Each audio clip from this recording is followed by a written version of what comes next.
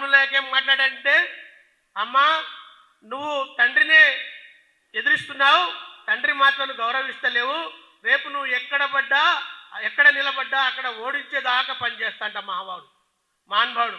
ఒక్కసారి నీ పరిస్థితి ఏందో ఒకసారి చూసుకో. కాంగ్రెస్ పార్టీలో రాములు నాయక్ నువ్వు ముఖ్యమంత్రి చుట్టూ, కాంగ్రెస్ పార్టీ నాయకుల చుట్టూ తిరిగి ఎమ్మెల్సీ కావాలని లేదా కార్పొరేషన్ చైర్ కావాలని తిరిగి అది సాధ్యపడదని ఇంట్లో పోయి కూర్చున్నావు.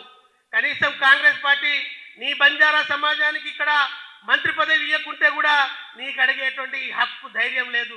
ముఖ్యమంత్రి నిలదీసేటువంటి బాధ్యత నీకు లేదు. కానీ నువ్వు ఎలా మా కవితమ్మ మీద మాట్లాడే మగని అయిపోయినావు. నేను ఈ సందర్భంగా హెచ్చరిస్తున్నా, అదొక రాములు నాయకే కాదు, ఆ రాములు నాయక్తో పాటు మాట్లాడినటువంటి రాజగోపాల్ రెడ్డి గారికి, అదేవిధంగా దానం నాగేందర్ గారికి, ఇంకా చాలామంది వివేక్ లాంటి వాళ్ళు మాట్లాడారు.